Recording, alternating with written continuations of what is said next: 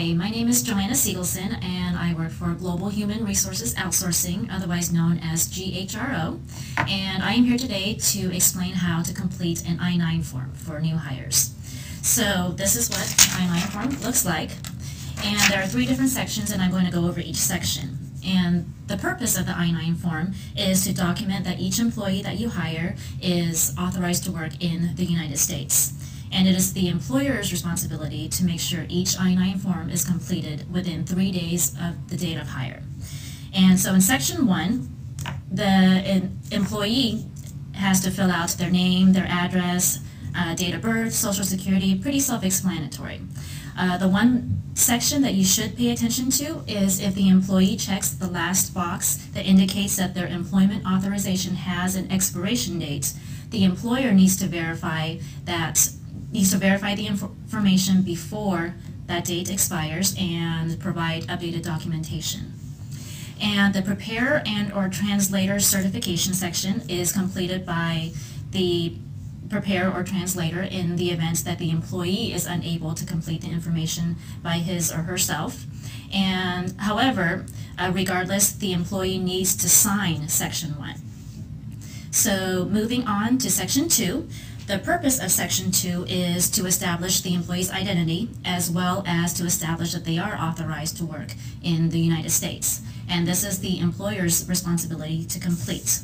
What the employer needs to do is request documentation from the employee, and I have here a list of acceptable documents that the employee can provide. And they have a couple of options. They can provide you one document from List A, or they can provide one document from List B along with one from List C. Reasoning behind that, List A establishes both identity as well as employment authorization, whereas List B only establishes identity and List C only establishes employment authorization. And once you have the original documentation from the employee, the employer then needs to document that information on this form.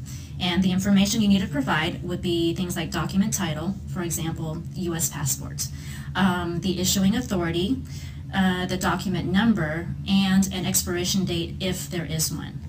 And once you have completed that, then the employer has to complete the certification section and sign and date, and you're good to go. Section 3 is for updating and re-verification. So for example, if an employee has a name change, then you would complete line A and indicate the new name and then sign and date.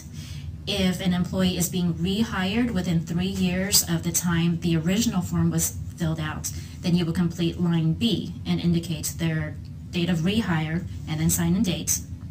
Section C is to be completed if their employment authorization is about to expire. Then you would have to request new documentation from the employee and insert the information accordingly. And then, of course, sign and date as well. As far as filing I-9s go, employers are required to file I-9 forms in a locked area away from personnel files. And if an employee terminates his or her employment, employers are required to file the inactive forms away from the active forms and retain for 3 years after the date, 1 year from the date of termination. And that is how you complete an I-9 form.